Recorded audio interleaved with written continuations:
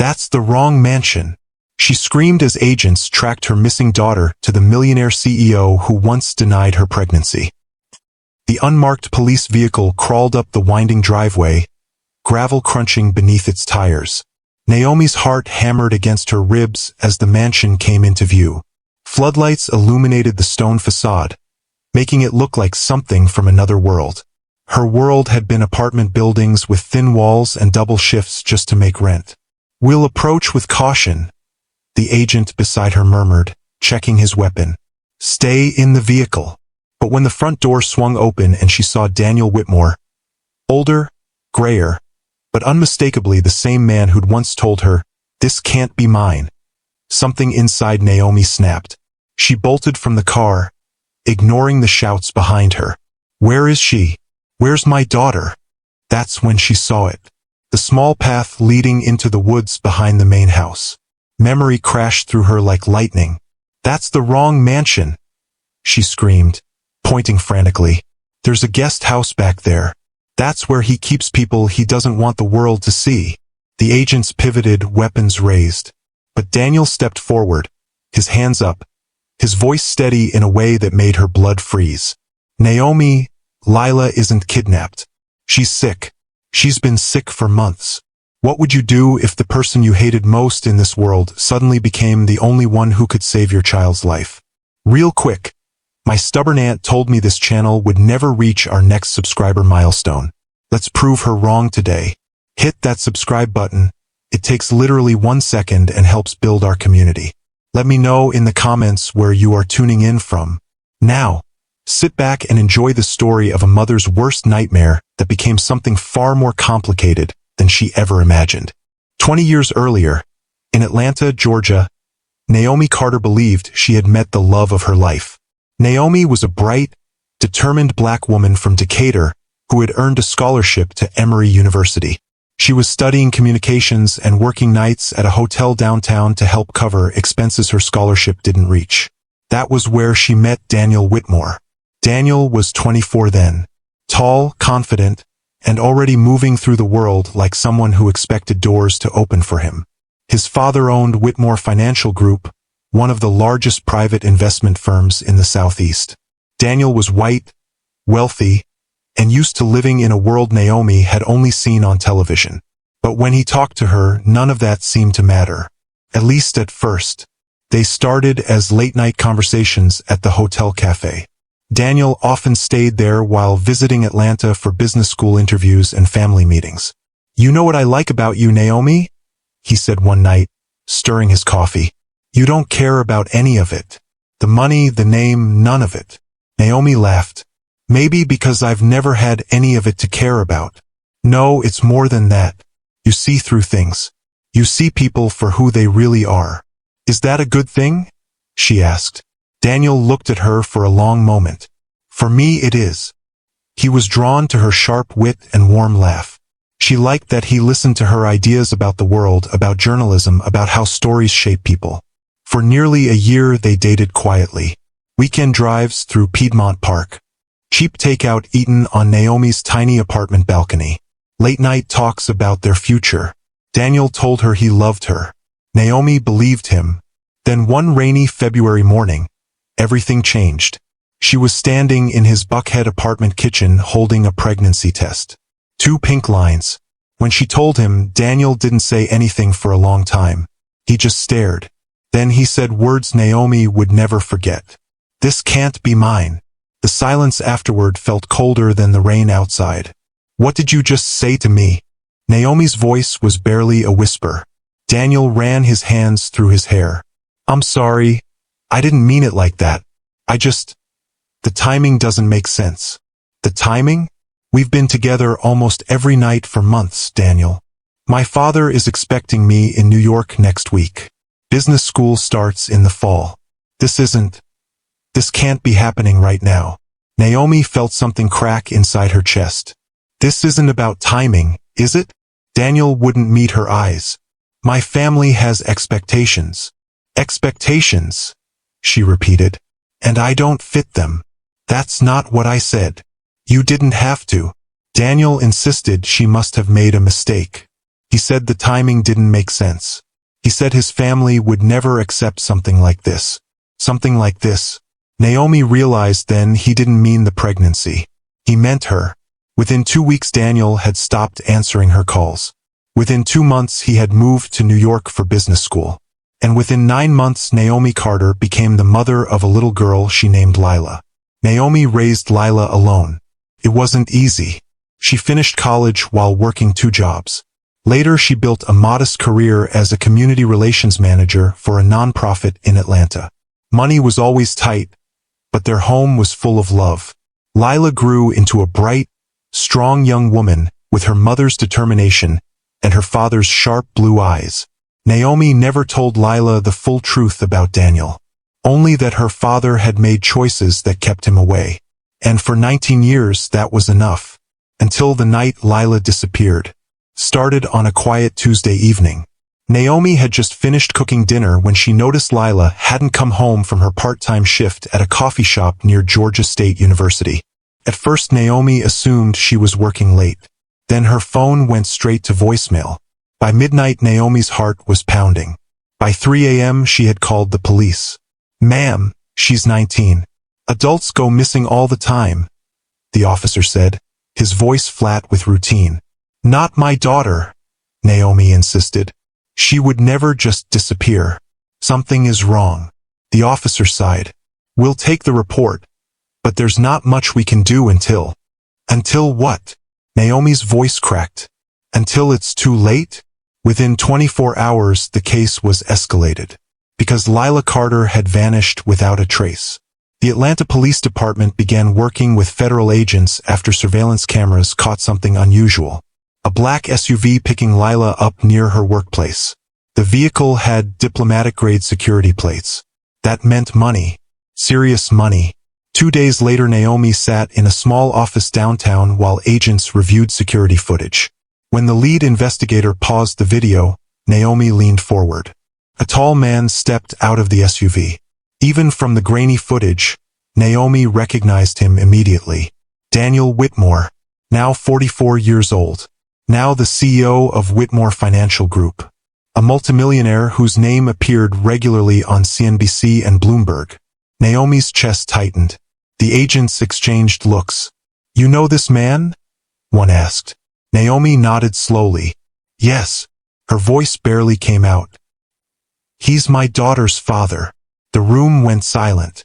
"Ms. Carter," the agent said carefully, "are you saying Daniel Whitmore is Lila's biological father?" "Yes."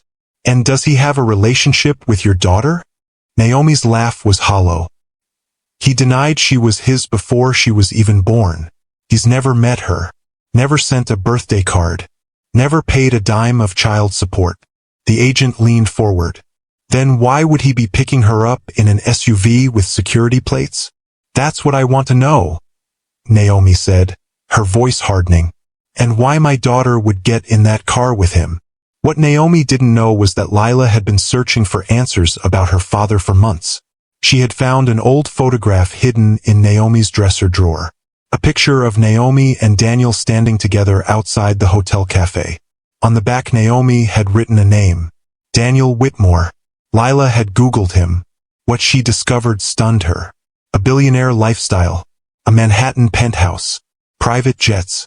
Charity galas. And a foundation dedicated to supporting youth and education. Lila couldn't understand why a man who donated millions to strangers had never once contacted her. So she did something bold. She reached out to him directly. She emailed Whitmore Financial's public contact address. 3 weeks later she received a reply from someone claiming to represent Daniel's office. They said Mr. Whitmore would be willing to meet her privately. Now Naomi sat across from federal agents as the pieces came together. Another video appeared on the screen. This one from a security camera outside a massive estate outside Atlanta. A stone mansion surrounded by iron gates. The agents explained that the SUV had been tracked here, to Daniel Whitmore's Georgia residence. Naomi's stomach dropped. Her daughter was inside that house. "We need to go there now," she said, standing up. "Right now. Ms. Carter, we need to approach this carefully. Daniel Whitmore is a powerful man with connections. I don't care if he's the president, Naomi said. He has my daughter. Within the hour, several unmarked vehicles pulled up outside the mansion. Agents prepared to approach the front gate. Naomi insisted on coming with them. This is against protocol, the lead agent warned. I don't care about your protocol, Naomi said. I care about my daughter. As they drove up the long private driveway, Naomi felt 20 years of anger and heartbreak rushing back. The gates opened slowly. The mansion loomed ahead. Lights glowed from inside. One agent stepped out and knocked. Another positioned near the security cameras. Minutes later, the front door opened. Daniel Whitmore stood there, older now, grayer, but unmistakably the same man who had once walked away from her life. Before anyone could speak, Naomi saw movement behind him. Lila, alive, standing inside the foyer. Naomi ran forward instinctively, but an agent held her back. Ma'am, we need to do this carefully. Then Naomi heard Daniel speaking calmly. There's been a misunderstanding.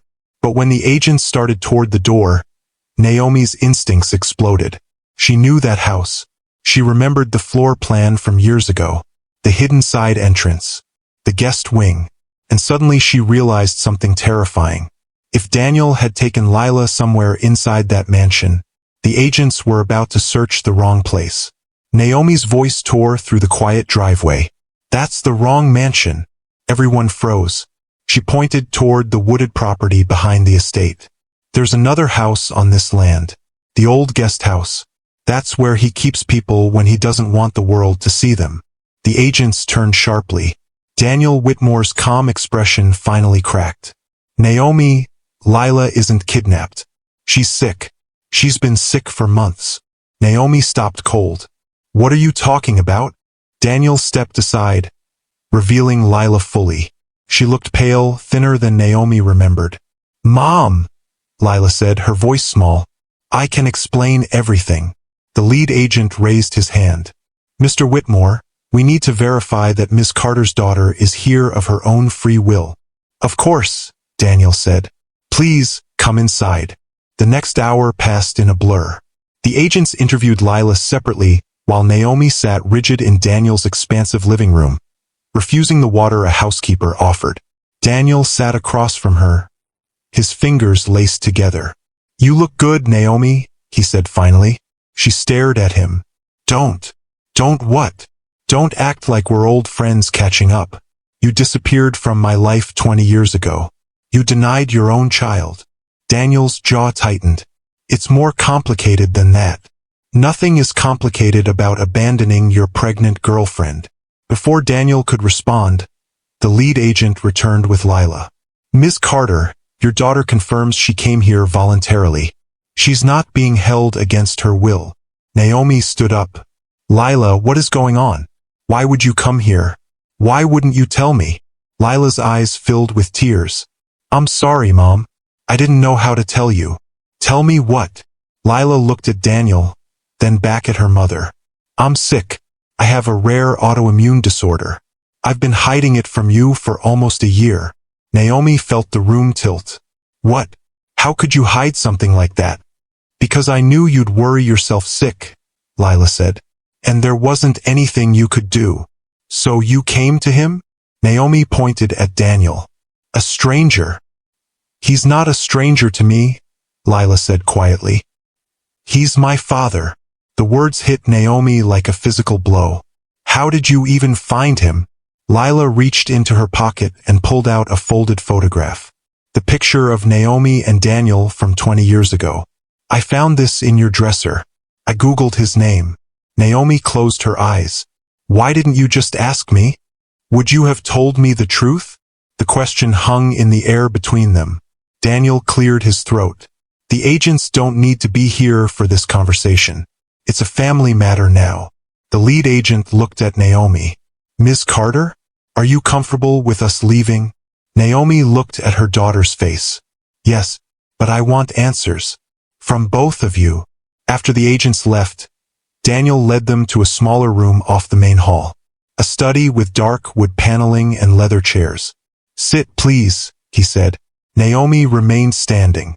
I want to know exactly what's going on. Right now. Lila sank into one of the chairs. Mom, I started getting sick last year. Weird symptoms at first. Fatigue. Joint pain. Then it got worse.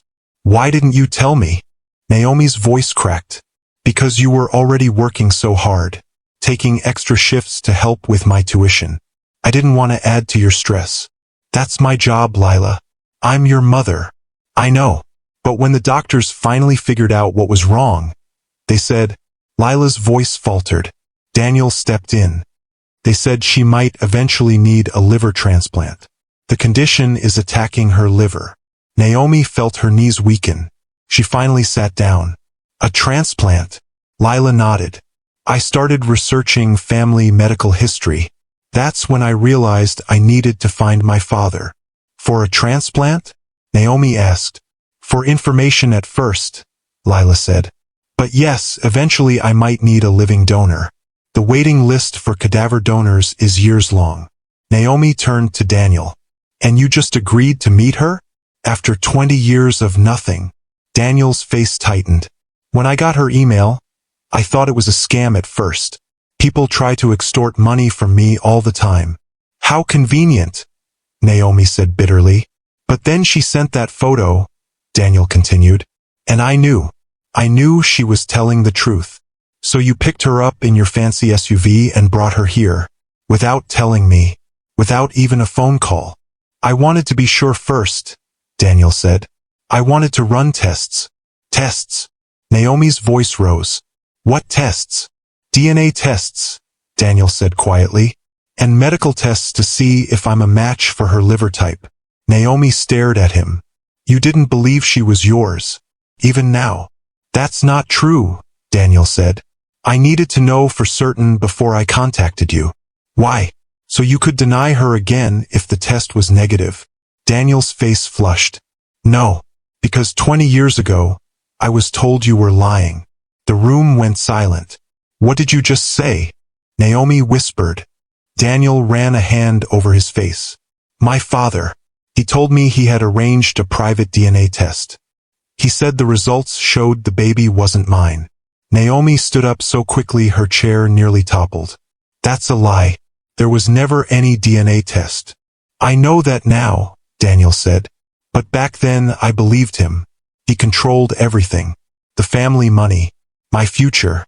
And he didn't want me with someone like me, Naomi finished. Yes, Daniel admitted. He didn't want me with a black woman from Decatur. He said it would ruin the family image. Lila looked between them, her eyes wide. You're saying my grandfather kept you from us? For 20 years. Daniel nodded. When I got your email, I had my own people run a DNA test without telling him. It confirmed what I think I always knew deep down. You're my daughter, Lila. Naomi felt tears burning behind her eyes. And you expect me to believe this? That for 20 years you thought I lied about my pregnancy. I don't expect you to believe anything, Daniel said. But it's the truth. My father died 3 years ago. After that, I found documents in his private safe, including a DNA test from 20 years ago that proved I was Lila's father. He hid the results from you? Naomi asked. Yes, and I was too much of a coward to question him. Naomi shook her head. This is too much. I need to take my daughter home. Mom, Lila said gently. There's more you need to know. Naomi looked at her daughter, suddenly noticing how thin her wrists had become, how dark the circles under her eyes were. What more could there possibly be? She asked. Lila glanced at Daniel, then back to her mother. The doctors say my condition is progressing faster than they expected. I don't have years to wait for a transplant. I might not even have months. The words hit Naomi like a physical blow. She reached for the chair behind her, sinking into it. Why didn't you tell me? She whispered.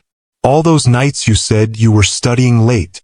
I was at doctor's appointments, Lila admitted. Or support groups. I didn't want you to see me scared. But I'm your mother. That's my job. To be there when you're scared. Daniel cleared his throat. The specialists at Emory confirmed the diagnosis last week. That's why I brought Lila here. We've been running compatibility tests. Naomi's head snapped up. Compatibility for what? For a living donor transplant, Daniel said quietly. I'm being evaluated as a potential donor for part of my liver. The room seemed to tilt around Naomi. The man who had walked away from her 20 years ago, who had denied his own child, was now offering to undergo major surgery to save that same child's life. This doesn't make sense, Naomi said. Any of it. Mom, Lila said, reaching for her hand. I know this is a lot, but when I found out who my father was, I also found out about his foundation. The one that funds medical research for rare diseases. What does that have to do with anything? One of the diseases they research is mine, Lila said. It felt like, I don't know, like fate or something. Daniel stood up and walked to a small bar in the corner of the study. He poured a glass of water and brought it to Naomi. You should drink something, he said. Naomi ignored the glass. So you're telling me that you've spent 20 years funding research for a disease that just happens to be affecting the daughter you abandoned? I didn't know, Daniel said. The foundation focuses on rare autoimmune disorders because my mother died from one when I was 12. It's why I started it. Naomi finally took the water, if only to have something to do with her hands. This is too much, she said. I need to take Lila home. We need to talk about this privately. Mom, Lila said gently. I'm staying here tonight. The doctors are coming in the morning for more tests. What doctors? What tests? Dr. Patel and her team, Daniel explained. They're the best transplant specialists on the East Coast. And they make house calls to mansions? Naomi asked bitterly. They do when the patient's father donates millions to their research, Lila said with a small smile. Naomi set the water down with a sharp click. So that's it? Money solves everything? 20 years of absence erased by a big check. That's not fair, Mom, Lila said. He's trying to help me now. Now. When it's convenient. When it makes him look like a hero. Daniel's jaw tightened. This isn't about looking like anything. This is about saving our daughter's life. Our daughter. Naomi stood up. She became our daughter about 5 minutes ago as far as you're concerned. I understand you're angry. You don't understand anything about me. Naomi cut him off. You never did. Lila stood up between them. Stop it, both of you. This isn't helping. The room fell silent. Lila swayed slightly, and Daniel reached out to steady her. You should rest, he said. You've had a long day. Naomi watched the easy way he supported Lila's arm, the gentle concern in his face. It was like watching a stranger wearing Daniel's skin. I want to stay with Lila tonight, Naomi said firmly. Daniel nodded. Of course. I'll have Mrs. Chun prepare the guest room next to hers. I don't need your housekeeper to. Mom, Lila interrupted. Please, just for tonight. Naomi looked at her daughter's exhausted face and felt her anger deflate, replaced by a bone-deep fear she'd been trying to ignore. Okay, she said softly. Just for tonight. Later, after Lila had fallen asleep in a bedroom larger than their entire apartment, Naomi found herself wandering the halls of Daniel's mansion. The place was silent except for the soft hum of the heating system. She found herself in the kitchen, staring out at the dark grounds through a wall of windows. Can't sleep. She turned to find Daniel in the doorway, still dressed in the same clothes from earlier. How could I? She asked. He moved to the refrigerator and pulled out a bottle of water. Can I get you anything? Answers would be nice. Daniel sighed and leaned against the counter. I've told you everything I know. Have you? Naomi crossed her arms. Because 20 years is a long time to believe a lie. My father was very convincing, Daniel said. And I was young. Scared. So was I, Naomi said. Except I was also pregnant and alone. Daniel looked down at the floor. I know. And there's nothing I can say that will make that right. Then why try? Why not just write a check and be done with it? Isn't that the Whitmore way? Because she's my daughter, Daniel said, his voice suddenly fierce. And she's dying. The blunt words hung in the air between them. The doctors. Naomi said, her voice small. How bad is it really? Daniel's shoulders sagged. Her liver function is at 30% and declining. Without a transplant soon. He didn't finish the sentence. He didn't need to. And you're a match? Naomi asked. We're still waiting for the final tests, but preliminary results look promising. Same blood type, similar tissue markers. Naomi wrapped her arms around herself. I should have noticed she was sick. What kind of mother doesn't notice? The kind who works 60 hours a week to give her daughter a better life, Daniel said quietly. Lila told me how hard you've worked. How you never missed a school event even when you were exhausted. Don't, Naomi said. Don't act like you know anything about our life. You're right. I don't. Daniel set his water bottle down. But I'd like to. Naomi laughed bitterly. Now? After 20 years. Better late than never. That's not how parenting works. I know, Daniel admitted. But it's all I can offer right now. That and half my liver. Despite herself, Naomi felt a small smile tug at her lips. You always did have a weird sense of humor. Some things don't change. And some things do, Naomi said, her smile fading. You're not the same person I knew. Neither are you. They stood in silence for a moment, 20 years of separate lives stretching between them like a canyon. If you're a match, Naomi finally said, what happens next? Surgery. As soon as possible. They'll take about 60% of my liver and transplant it to Lila. The liver regenerates, so eventually we'll both have normal-sized, functioning livers. Is it dangerous? Daniel hesitated. For me, there are risks with any major surgery. For Lila, it's her best chance. Naomi nodded slowly. And after? What then? That depends, Daniel said. On what? On whether you'll let me be part of her life. Of both your lives. Naomi felt tears burning behind her eyes. You can't just walk in after 20 years and expect. I don't expect anything, Daniel interrupted. But I'm asking for a chance. Before Naomi could respond, a sound from upstairs made them both freeze. A crash, followed by Lila's voice, weak but panicked. Mom? Dad? Someone, help! They ran for the stairs together, the past momentarily forgotten in the face of the present emergency. They took the stairs two at a time, Daniel slightly ahead. The hallway stretched before them, doors on either side. Lila's cry came again, weaker this time.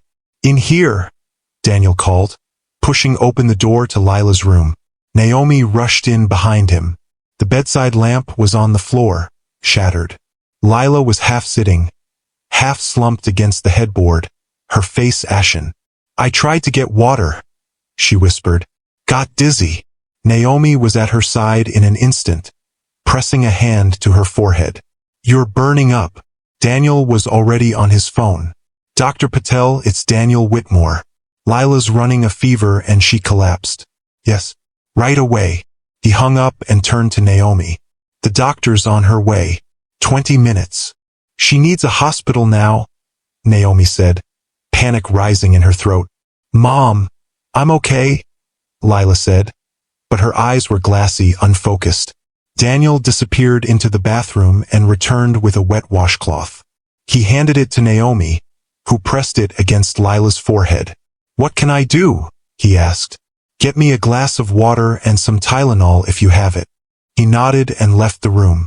Naomi stroked Lila's hair back from her face. Why didn't you tell me how sick you were? She whispered. Lila's eyes fluttered. Didn't want to scare you. It's my job to be scared for you. To take care of you. You always have, Lila murmured. Wanted to take care of you for once. Daniel returned with water, pills, and a digital thermometer. 103.2, he read after taking her temperature. That's too high. The doctor said 20 minutes? Naomi asked. She's coming from Buckhead. It's the fastest she can get here. Naomi nodded, helping Lila swallow the Tylenol. We need to cool her down. Together, they worked in tense silence. Naomi wiped Lila's face and neck with the cool cloth while Daniel called downstairs for ice packs. When they arrived, He wrapped them in towels and placed them under Lila's arms and behind her neck. This happened before, Lila admitted weakly. Last month. Not this bad though. And you didn't tell me? Naomi asked. I stayed at Jade's. Said we were studying. Naomi closed her eyes briefly. All those late nights at the library. Some were real, Lila said. I didn't lie about everything. Daniel stood at the foot of the bed watching them. For the first time, Naomi could see the fear in his eyes, the same fear that had been her constant companion since the doctor first said the word autoimmune. She's going to be okay, Daniel said, but it sounded more like a question than a statement. Before Naomi could respond, the bedroom door opened and a woman in a crisp white coat entered, medical bag in hand. Dr. Patel, Daniel said, relief evident in his voice. The doctor moved immediately to Lila's side. How long has she been feverish? We don't know exactly, Naomi said. We found her like this maybe 15 minutes ago. Dr. Patel nodded, already taking Lila's pulse. I need to examine her. Could you both step out for a moment? I'm staying, Naomi said firmly. Of course, the doctor agreed. Mr. Whitmore? Daniel hesitated, then nodded. I'll be right outside. As the door closed behind him, Dr. Patel turned to Naomi. You must be Lila's mother. She's told me about you. She has. Yes, she's very proud of you. The doctor pulled a stethoscope from her bag. Now, let's see what's going on with our patient. The next 10 minutes were a blur of medical terms and gentle examinations. Dr. Patel checked Lila's eyes, listened to her heart and lungs, pressed carefully on her abdomen. The fever is concerning, she finally said. It could indicate an infection, which would be dangerous given her compromised immune system. Should we take her to the hospital? Naomi asked. Dr. Patel considered this. I'd like to start antibiotics here and monitor her for the next few hours. If the fever doesn't break or if any other symptoms develop, then yes, we'll need to hospitalize her. She turned to her bag and removed an 4 kit and several vials of medication. I'm going to start in 4 and give her antibiotics and something to help with the fever. This is standard protocol for transplant candidates with her condition. Naomi watched as the doctor efficiently inserted the 4 into Lila's arm and hung a bag of clear fluid from the bedpost. I'll add the antibiotics to this drip, she explained. It will take about an hour to run through. Then we'll reassess. Naomi nodded, holding Lila's other hand tightly. Can I come back in? Daniel's voice came from the doorway. Dr. Patel nodded. Yes, but keep it brief. She needs rest. Daniel entered, his face tight with worry. What's happening? The doctor explained the situation while finishing with the 4. I'll need to stay for a few hours to monitor her. Mr. Whitmore, could you have someone prepare a room where I can work? Of course, Daniel said. Use my study downstairs. Anything you need. Dr. Patel nodded. I'll check back in 30 minutes. Call me immediately if anything changes. She handed Naomi a small button. This will alert me. After the doctor left, Daniel pulled a chair next to Naomi's at Lila's bedside. You should get some rest, he said quietly. I can sit with her. I'm not leaving her, Naomi said. Lila's eyes fluttered open. Both stay, she murmured. Please. Daniel and Naomi exchanged a glance over their daughter's bed. We're both staying, Daniel assured her. Lila's lips curved in a small smile before her eyes closed again. They sat in silence for a long time, watching the steady rise and fall of Lila's chest, the slow drip of medication into her veins. I missed everything, Daniel finally said, his voice barely audible. Her first steps, first words, first day of school. Naomi didn't respond. Did she have a favorite toy? He asked. When she was little? Naomi hesitated, then answered. A stuffed elephant, gray with pink ears. She called it Ellie. Took it everywhere until she was 7. Daniel nodded, absorbing this small piece of his daughter's history. She broke her arm when she was 10. Naomi continued after a moment. Climbing a tree in the park. Didn't cry once, not even when they said it. Brave, Daniel said. Always has been. Naomi looked at him. She gets that from me. I know. Another silence fell between them. The DNA results, Naomi finally said. When do they come back? Tomorrow morning. Dr. Patel brought the final tests with her. And if you're a match? Then we schedule the surgery as soon as possible. Naomi nodded, looking down at Lila's pale face. And if you're not? Daniel's jaw tightened.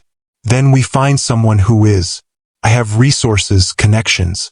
We'll find a donor. Just like that? Money solves everything. Not everything, Daniel said quietly. But in this case, it might help save her life.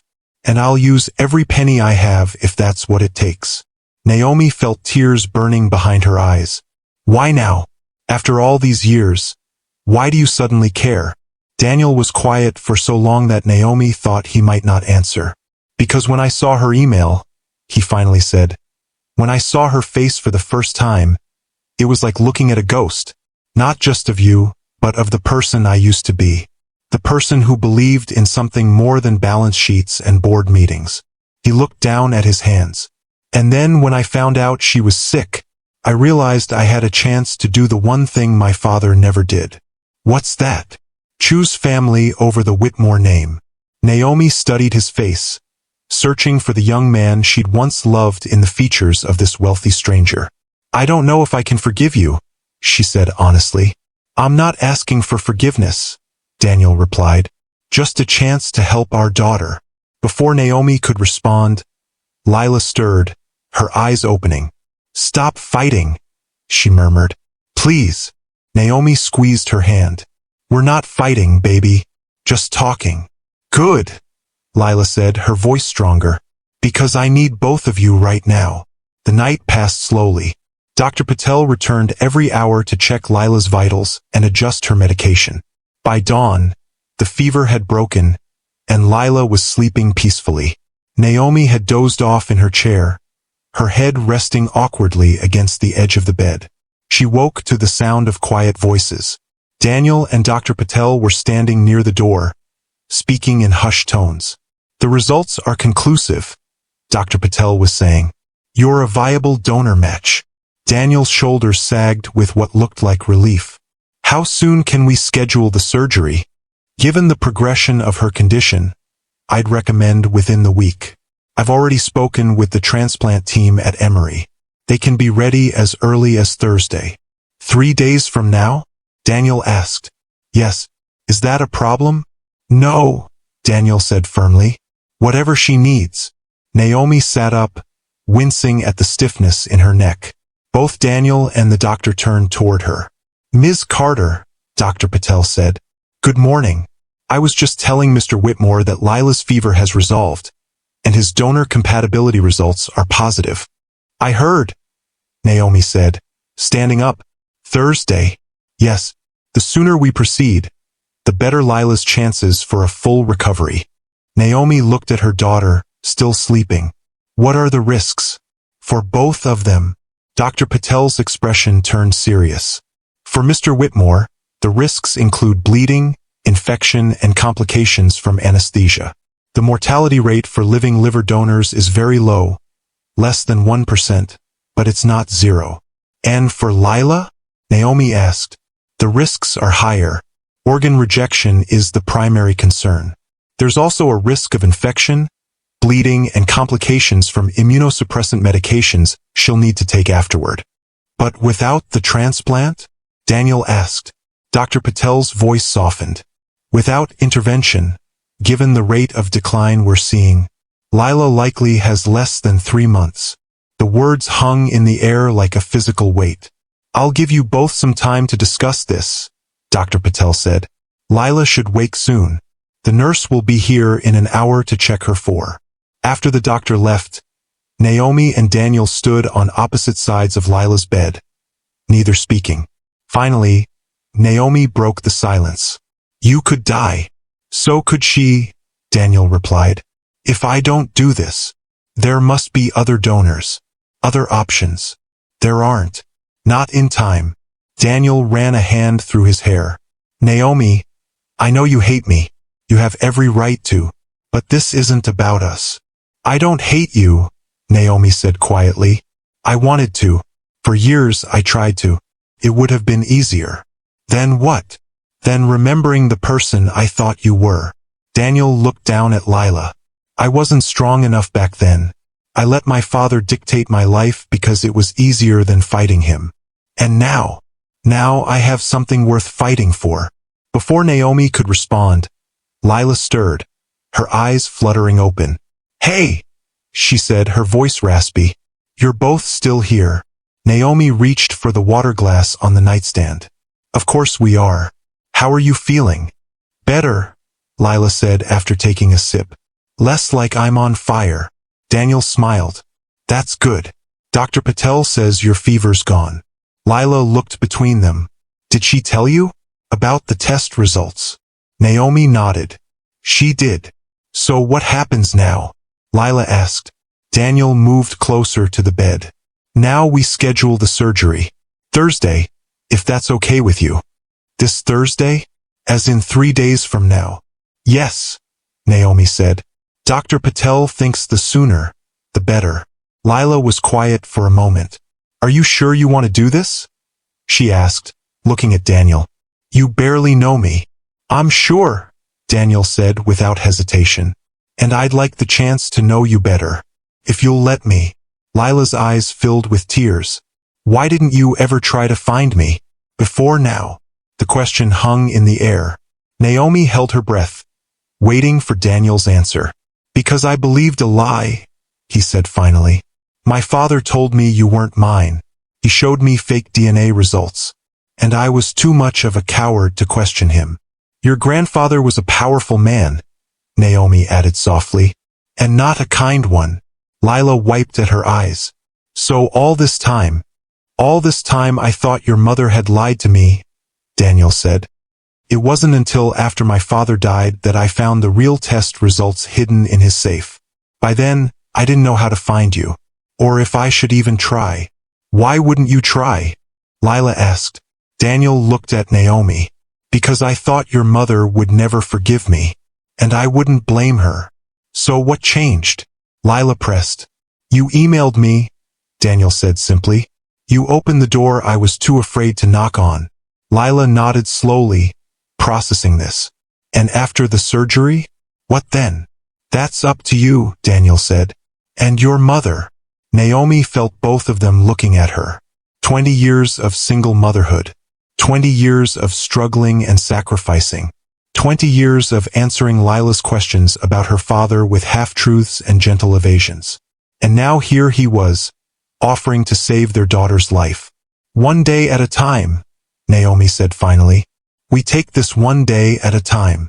3 days later, Naomi sat in the surgical waiting room at Emory University Hospital.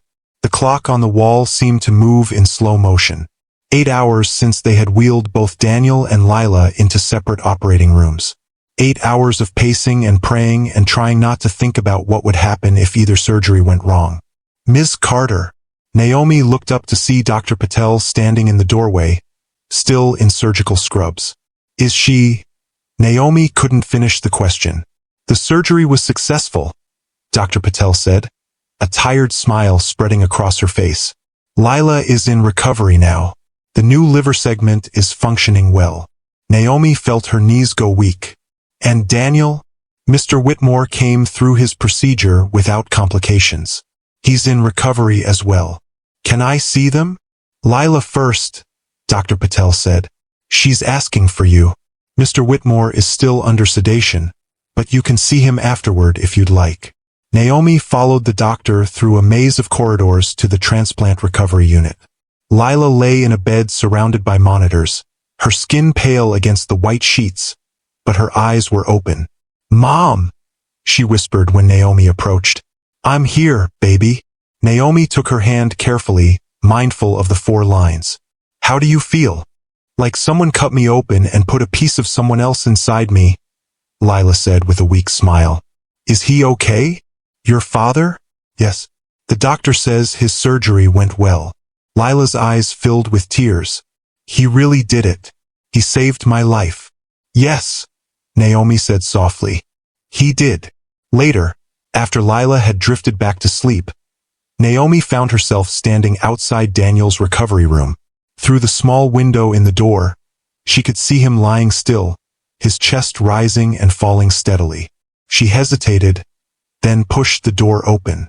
Daniel's eyes were closed, his face pale. A large bandage covered his abdomen where they had removed part of his liver, the part now growing inside their daughter.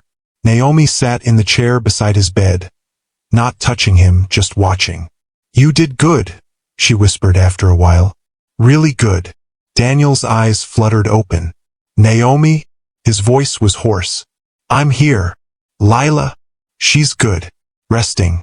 The doctor says the surgery was a success." Relief washed over his face. "Thank God." They sat in silence for a moment. "What happens now?" Daniel finally asked. Naomi looked at him, really looked at him, for the first time in 20 years. Not at the wealthy CEO or the scared young man who had once abandoned her, but at the father who had just risked his life to save their daughter. "Now we heal," she said. "All of us. Together." There was hope in his voice, but also uncertainty. Naomi thought about the long road ahead. Lila's recovery. Years of medication and doctor's visits. The complicated emotions between the three of them that couldn't be resolved in a single conversation or even a single sacrifice. "The past can't be erased," she said finally. "What happened between us, the good and the bad, it's part of who we are now." "I know," Daniel said. "I'm not asking for things to go back to how they were." "Good, because they can't." Naomi paused. "But maybe we can build something new, for Lila's sake, and for ours." Naomi reached out and, after a moment's hesitation, took his hand. "One day at a time," she said. "We'll take it one day at a time." 6 months later, Naomi stood in the doorway of Lila's hospital room, watching her daughter laugh with Daniel over a game of cards. Lila's color had returned, her eyes bright again. The weekly checkups had become monthly, and her doctors were cautiously optimistic about her prognosis. "Full house," Lila announced, laying down her cards with a triumphant smile. Daniel groaned dramatically. "That's 3 games in a row. You must be cheating." "I learned from the best," Lila said, nodding toward Naomi. "Mom's the card shark in the family." Family. The word still felt strange sometimes. This new configuration of the three of them, navigating their way through a relationship none of them had expected. It wasn't perfect. There were still moments of tension, old wounds that hadn't fully healed. Daniel had missed too many years to simply step into the role of father without awkwardness. Naomi had spent too long being both parents to easily share that responsibility. But they were trying. For Lila's sake at first and then gradually for their own. As Naomi watched Daniel shuffle the cards for another game, she realized something she hadn't expected. Forgiveness wasn't a single moment or decision. It was a process unfolding one day at a time, just like healing. If this story touched your heart, please hit that like button and subscribe for more stories that explore the complicated nature of family, forgiveness, and healing. Share in the comments if you've ever had to rebuild a relationship you thought was broken beyond repair. Your stories matter too. I will see you on the next one.